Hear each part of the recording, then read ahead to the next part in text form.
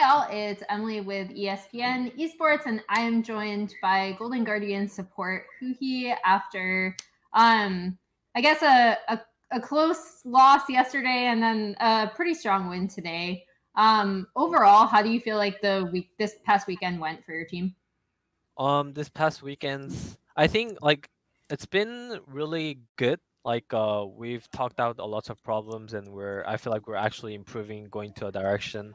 Um, Even yesterday game like versus FlyQuest, we were pretty confident going into it, and obviously like the result was disappointing, but still the game, it wasn't like we were getting stomped or like they just got a free win. Well, I think we fought well, and we definitely made a lot of mistake, and we realized that in game.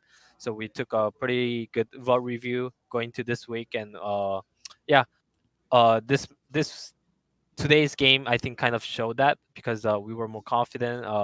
We were not scared of like pulling the trigger like yesterday, and we actually closed out the game. So we feel pretty good about it.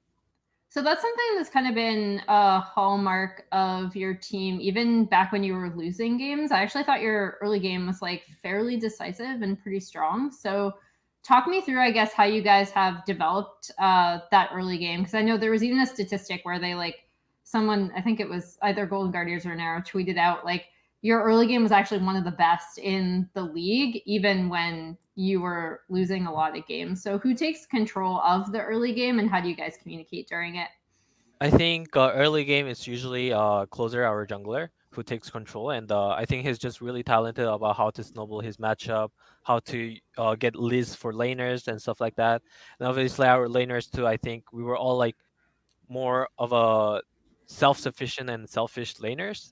They're like really talented, and because of that, I think we were really ahead in early games. But like we always struggle like closing out games.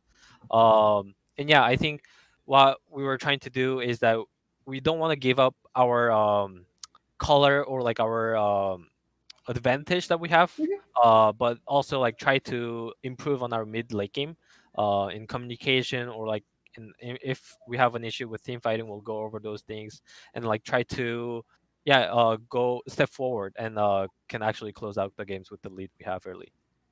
And then today you did kind of a swap where I think people were expecting Hunter to take set top, but you swapped it so that he was on the Karma, which you've previously played on support, and you were on set support. So a lot of the team's initiation and engages were up to you because you would be initiating first, and then closer would be going in with the Olaf supported by the Karma. So what was it like to be the primary initiator for the team, and like how comfortable are you with that role?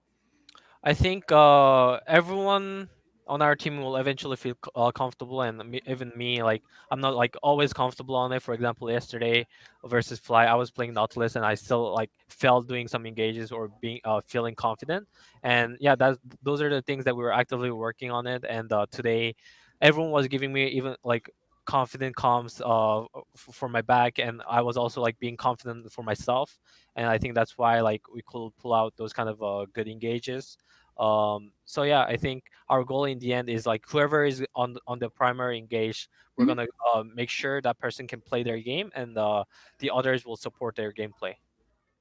And then lastly, one thing Anero said to me like all the way back in the very beginning of the split is that when you were in a academy and Keith was kind of having this like trial as support, he had wanted to separate you and FBI so you guys grew separately and then could come back and grow together. How do you feel like you've both grown in your role? Because obviously, I think both of your performances have been pretty strong this year, and FBI has kind of emerged as one of the better bot laners in this league, like very quietly, but he's been having a really good split. Yeah, I think with FBI, I think I'm like as I spend more time with him, the more like I like playing with him. So I think we're having like a even better like relationship than we had previously.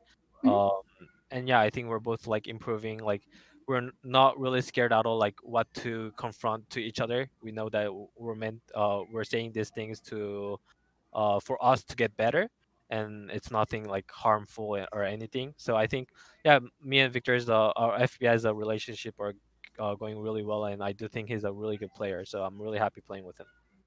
When you were on CLG, you actually brought that up several times as like something that's really important for successful teams. It's like the ability to communicate, like constructive criticism Yeah. within the team and have people not take it personally. How like where are you at in terms of Golden Guardians communication level with that? It seems like you like to paraphrase what you said previously, it seems like you guys have kind of taken a step forward in that over the past week. Yeah, it's definitely not where I want it to be, but like it's definitely something that we're all aware of and we want to improve on, talking to each other more and fixing those actual problems. So yeah, I think I can confidently say that we're definitely going in the right direction and improving. So I think as long as we keep it up, we'll be top tier teams. Okay. Well, all the best to you and your team. I'm looking forward to your matchup with C9, mainly because I actually do like your early game. So I think that will be a really interesting match for them. And for more League of Legends coverage, keep it here on ESPN Esports.